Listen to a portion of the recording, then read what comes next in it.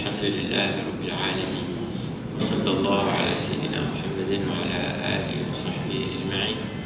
اللهم علمنا ما ينفعنا ويرفعنا، وزدنا علما وحلما، وحسن أخلاقنا، وتب علينا برحمتك يا أرحم الراحمين. اللهم لا سهل إلا ما جعلته سهلا، وأنت تجعل الحزن إذا شئت سهلا. سهل لنا أمورنا واغفر لنا ذنوبنا إنك على ما تشاء قدير. وبعد، فما زلنا في بحبوحة هذا الشهر الحرام المبارك، شهر رجب. نسأل الله سبحانه وتعالى أن يبارك لنا في أيامه ولياليه وساعاته ودقائقه وثوانيه، وأن يوفر حظنا من عطاياه، وأن يوفر حظنا من نفحاته. والموفق كما مر معنا في المجلس الماضي والذي يعطي الزمان حقه ويعطي الوقت قدره. الله سبحانه وتعالى عظم من شأن هذه الأيام، وجاءت بركتها في كتاب الله سبحانه وتعالى وفي هديه عليه الصلاة والسلام. فالله إخواني في اغتنام هذه الأيام بألوان الطاعات وأنواع القربات، يشوقوا أهلكم وأحبابكم وأولادكم على العناية بها، لأنها توطئ لما بعدها من حرمة رمضان وبركة شهر الصيام. اللهم بارك لنا في رجب، بارك لنا في شعبان، وبلغنا رمضان. وما زلنا إخواني وأحبابي في هذه الحكم المباركة، حكم ابن عطاء الله السكندري رحمه الله تعالى، ونفعنا به وبكم آمين. نتقارب نسأل الله تعالى أن يجمعنا على الخيرات، وأن يبارك لنا لإخواننا والأخوات. الرجاء ما قارنه عمل، وإلا فهو أمنية.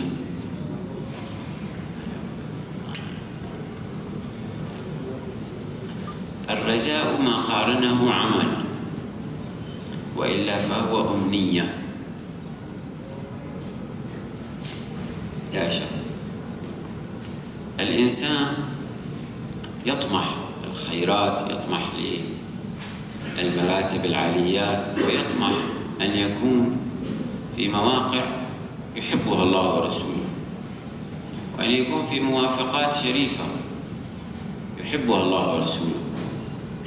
لكن أرأيت لو كان الإنسان يشتهي ذلك ويود ذلك ويتكلم عنه صباح مساء هنا وهناك، ولكنه ليس عنده هذه الأعمال وليست عنده هذه الأحوال الطيبة، إنما كانت دعاوى وكلمات ورغبات وأمنيات. لا بد إذا أراد أن يظهر الصدق أن يقارن رجاءه العمل. فهؤلاء يصدق عليهم قول الله سبحانه وتعالى: خلف من بعدهم خلف ورثوا الكتاب يأخذون عرض هذا الأدنى ويقولون سيغفر لنا.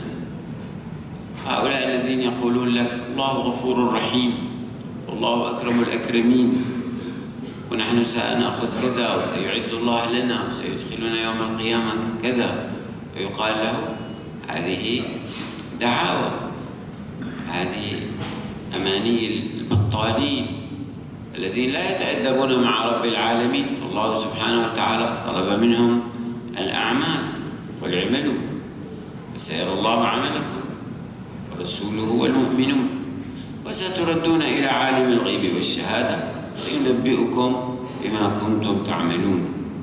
لذلك يقول معروف الكرخي رحمه الله: طلب الجنة بلا عمل ذنب من الذنوب. نحن لا ندخل الجنة بالأعمال. قال: ليدخل أحدكم الجنة بعمله. قال: ولا أنت يا رسول الله؟ قال: ولا أنا إلا أن يتغمدني الله برحمة منه وفضل. أو كما جاء عنه صلى الله عليه وسلم، ولكنه الأدب مع الله. والمطلوب من كل واحد أن يشتغل بما كلفه الله سبحانه وتعالى، ثم العطاء عطاؤه، والجزاء جزاؤه، والمثوبة من عنده سبحانه وتعالى. فطلب الجنة بلا عمل ذنب من الذنوب، وارتجاء الشفاعة بلا سبب نوع من الغرور، وارتجاء رحمة من لا يطاع جهل وحمق. لذلك أيضا يقول: رجاؤك الرحمة ممن لا تطيعه خذلان وحمق. فأنت إذا كنت محبا له صادقا في محبتك فما عليك إلا أن تسارع لطلبه، تحقق ما أناطه الله بعنقه. إن المحب لمن يحب مطيعه. تقول لوالدك: والله يا والدي أنا لا يوجد أحد في الأرض أحب إلي منك، وأنا ما تأمرني به فأنا سأسارع إليه. ثم عن قرب يطالبه بشيء وإذا به تصامم، تشاغل عنه هنا وهنا. الآن كنت تظهر هذه الكلمات وتريد أن تدل بها على محبتك، فالآن ظهرت أنها دعوة بلا دليل. والدعاوى إن لم يقيموا عليها بينات أصحابها أدعياء. لذلك قالوا: من زعم أن الرجاء مع الإصرار صحيح فليزعم أن طلب الربح في الفقر وقدح النار في البحر صحيح. هل يمكن أن يقع ربح دون تسبب وتطلب من هنا ومن هنا؟ لا يمكن. كذلك يطلب النار من الماء أو الماء من النار، هذا لا يكون. لذلك أيضا جاء الحديث الشهير قوله عليه الصلاة والسلام: الكيس من دان نفسه وعمل لما بعد الموت، والعاجز من أتبع نفسه هواها تمنى على الله الأماني. العاجز عجز واضح حقيقي. الكيس العاقل من يعد العدة ويعمل لما بعد الموت. يقول الحسن رضي الله عنه: لما تطلق الحسن أي البصري، إذا كان الحسن بن علي ينصب قال الحسن بن علي رضي الله عنه، لكن في الكتب قال الحسن أي البصري: إن قوما ألهتهم الأماني المغفرة حتى خرجوا من الدنيا وليس لهم حسنة، يقول أحدهم: أحسن الظن بربي، وهو يكذب. لو أحسن الظن بربه لأحسن العمل. وتلا قوله عز وجل: وذلكم ظنكم الذي ظننتم بربكم أرداكم فأصبحتم من الخاسرين. هذا الظن أهلكهم، لأنهم رجاء لم يشفع بعمل، رجاء أمنية ليس لا في أرض الواقع دليل وبرهان. وكان يقول رضي الله عنه: عباد الله اتقوا هذه الأماني فإنها أودية الهلكة يحلون فيها. والله ما آتى الله عبدا بأمانيه خيرا في الدنيا ولا في الآخرة. في الدنيا ولا في الآخرة لا يترتب على الأماني ثمرة ولا نفع. واحد الآن طالب من الطلاب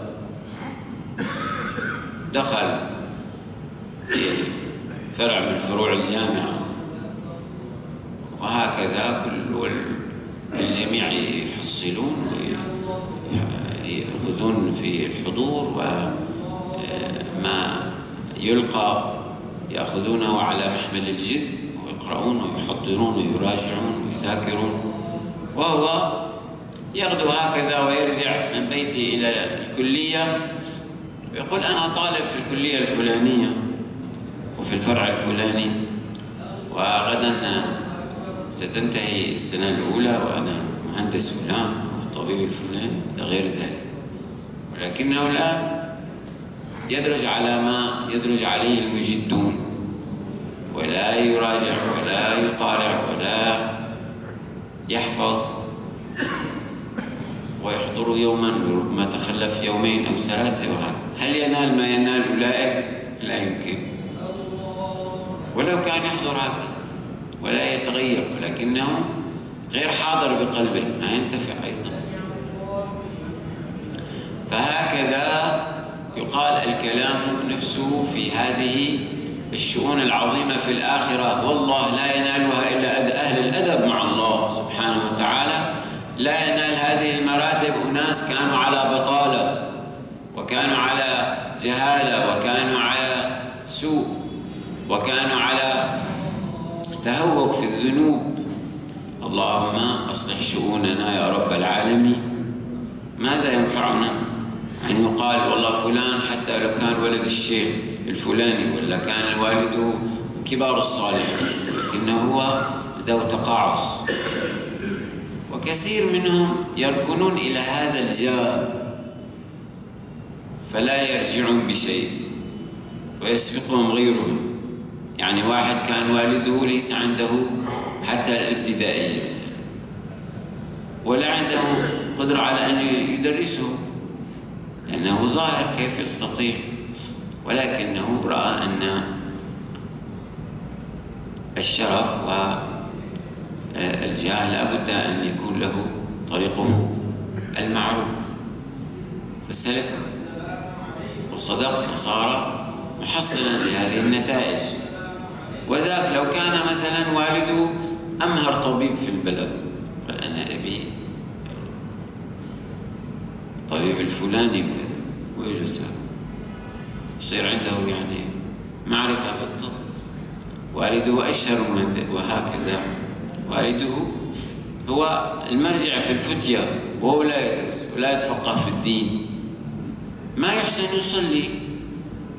والده شيخ البلد، لكن هو ما أقبل على أبيه ولا أقبل على مدرس ولا أقبل على معلم، ويخرج طهارته صحيحة ولا صلاته صحيحة ولا يتم له شيء من الأعمال.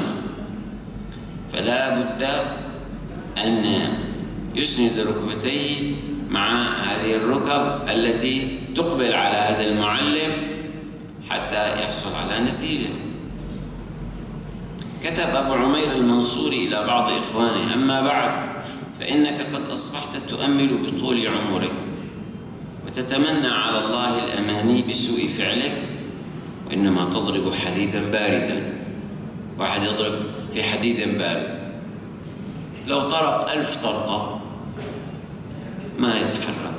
قال أنا أعاود في اليوم الثاني، هو 1000 طرقة في اليوم الثاني. لو يا هذا إلى آخر الدهر أنت تطرق في حديد بارد لا تصل إلى نتيجة، ولكن لو كان في موضعه كأن يكون حاميا تكفيك طرقتين أو 3 يصل إلى مراده.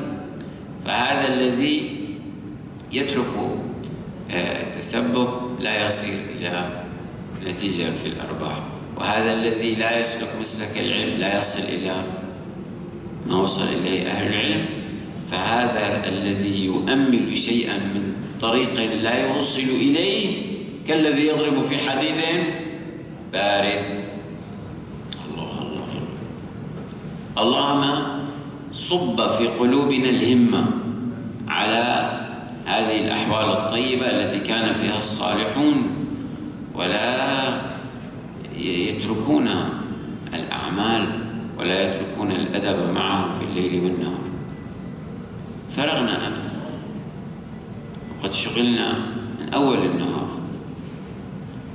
بوفاة الشيخ أحمد تابي رحمه الله رحمة واسعة. يعني فقدت الشام أمس علما من أعلامها،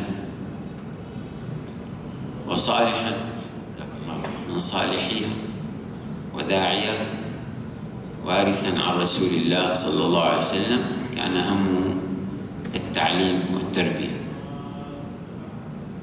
يتحدث الكثيرون عنه، وأنه كان والشيء بالشيء يذكر حتى تكون الأمثلة كيف تشرح هذه الأحوال. يغدو المدرسون إلى قاعة المدرسين، فيكون شيء من الأحاديث بين الحصص، وهو من همه والجميع لهم اهتمام. لا يأتي من قلبه أن يجلس حتى برهة ليتناهد شيئا، وإنما يغدو هنا وهناك حتى يجيب طالبا من الطلاب يريد أن يكشف له عن شيء من الأشياء الغامضة. كله هم على هؤلاء، ويضبط الناس ساعاتهم على دخوله أو خروجه بغاية العناية بالأوقات، وفي جيبه الأوراد حتى إذا ما حصل شيء من ما يقرأ يكثر من الصلاة على رسول الله، ما في فرق. المحب لربه المعظم لدينه لا يعرف تضيع الأوقات. الله سبحانه وتعالى أقسم بالعصر، يعني بالزمان، والعصر إن الإنسان لفي خسر إلا الذين آمنوا وعملوا الصالحات وتواصوا بالحق وتواصوا بالصبر. هؤلاء الذين ينجون ولا يخسرون، جمعوا بين الإيمان والأعمال الصالحة، تواصوا بالحق تواصوا بالصبر. أما غير ذلك هلاك، غير ذلك موت، غير ذلك فناء حقيقي. فالله سبحانه وتعالى خلقنا لنربح عليه لا ليربح علينا، وهذه فرصة لا تدري متى تنتهي. الآن تغدو أنت هكذا هنا وهناك، لكن تدري متى ينتهي العمر. فاغتنم الأوقات، اغتنم الأوقات واجعلها كلها معمورة بطيب الأعمال والأقوال والأحوال. رحمه الله رحمة واسعة، وكان في غاية الجد، ويربي حتى بنظراته. وهو مع هذا شريف النسب رحمه الله، جدهم الشيخ عبد القادر الجيلاني نفعنا الله به، يقول أحد أولاده، يقول ما كان يظهر لنا شرف النسب حتى لا نعجب بذلك ويكون عندنا شيء من الركون. لذلك يقول طول عمري ما كلمني عن هذا الموضوع إلا 3 مرات. اسمعوا يا أخوي، اسمعوا يا شباب، اسمعوا يا نساء في جهة النساء. قال 3 مرات فقط كلمني في شأن شرف النسب. المرة الأولى لما ناهزت الاحتلام قال له انتبه، انت جدك الشيخ عبد القادر الجيلاني لا تلوث بالنسب، لا تلوث النسب، ولا يكون عندك شيء مما يدخل فيه الشباب من أمثاله، ربيه على طهارة تامة كاملة. الله. الأمر الثاني والحال الثاني الذي أخبره فيه عن النسب عندما أراد أن يدخل الجندية، قال انتبه، جدك الشيخ عبد القادر الجيلاني حافظ على النسب، لا إله إلا الله. الحال الثالث والوقت الثالث قال أما أردت الزواج، قال له انتبه، تذكر أنت جدك الشيخ عبد القادر الجيلاني، حتى لما يجتمع بأهله يكون عنده وجهة صادقة، حتى يكون نسل شريف طاهر يقر العين ويدخل السرور على قلب النبي صلى الله عليه وسلم. هكذا فلتكن التربية. أما والله يسمعون أنه أنتم ما شاء الله عندكم نسب شريف، جدكم فلان أو فلان، وهو لا يعمل ولا يقبل على التحصيل ولا يربي نفسه ولا يجلس في مجالس العلم ولا يجلس في مجالس الذكر، هذا ما ينتفع به. يكون قرة عين للنبي صلى الله عليه وسلم بهذا الشكل، جهل وبعد عن الله وركوب للمعاصي، والله ما يكون قرة عين للنبي صلى الله عليه وسلم إلا إنسان يعطي الأوقات حقها وقدرها ويعمر بما يحب الله ورسوله. اللهم اجعل أولادنا أولاد الصالحين وأصلح شؤونهم يا رب العالمين. فهكذا تكون تربية الأكابر للجيل، تربية الأكابر للأولاد، ويذكرونهم بمعالي الأمور، وأن لا تمضي عليهم الأزمنة هكذا. اللهم اجبرنا واجبر الشام فقد الشيخ أبي حامد رحمه الله، وبارك لنا في من بقي من أهل العلم وأهل الدلالة على الله سبحانه وتعالى. وهذه الشام عليها عناية من الله، لا يرحل كبير إلا وتسعف بآخر، الحمد لله. ونسأل الله سبحانه وتعالى أن يفرج عنا بحرمتهم. لكن بعض الناس هكذا شأنه، يحبب إليه أن يخرج في الجنازة وهو يذهب بأصحابه هذه المراتب وهذه الأحوال الطيبة. هذا فلان اغتنم فلانا، اغتنم فلانا، اغتنم فلانا. لكن لا تريد فقط تخرج بالجنازة. أحيانا يخرج بالجنازة ولا يعرفه ولا رآه في عمره. طيب، حضور في الجنازة تنتفع به وتؤجر أجر عظيم، لكن ما هو كافي، ليس كافيا. وجنائز الصالحين لا شك أنها محضورة بالملائكة. يذكرون عن الشيخ حسين خطاب رحمه الله رحمة واسعة أنه رؤي بعد يوم أو كذا بعد وفاته، قال له الرائي رأوا في حار طيب، قال يا شيخ ما شاء الله كانت لك جنازة كبيرة والناس من كل جهة. فقال له الشيخ رأيت كل هذا العدد اللي تتكلم عنه؟ قال نعم. قال أضعافه كان من الملائكة، كانوا معكم، أضعافه كان من الملائكة. فجنائز الكبار من أهل العلم والفضل والصلاح لا شك أنها ساعات عزيزة غالية، وتجد سكينة عجيبة في المضي للمقبرة، فلا تفسير له ولا يعرف هذا الإنسان، لا يعرف الإنسان هذا إلا إذا عرف هذا الأمر، وهو أنه مشحون بالملائكة. الجو مشحون بالملائكة لأنهم يحضرون دفنه. نسأل الله سبحانه وتعالى أن يصلح أمورنا ويصلح أحوالنا، وأن ينفعنا بما سمعنا ويجعلنا من أرباب الهمم العالية. ونسأله سبحانه وتعالى أن يرحم من مضى في هذه الفترة، ويرحم والد أخينا وسام، ويرحم كل من انتقل، وإلى روحهم جميعا. الفاتحة.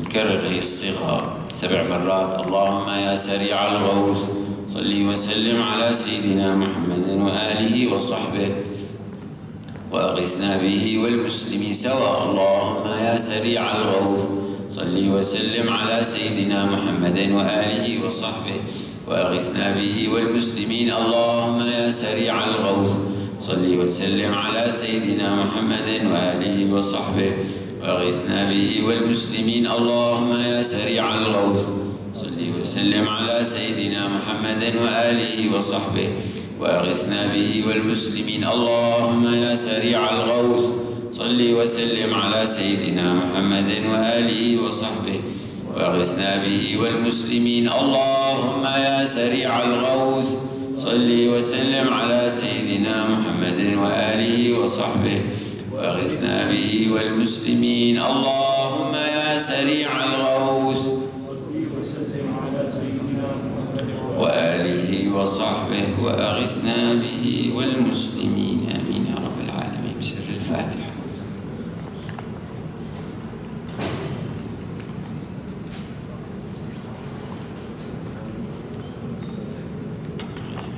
نصف السنة.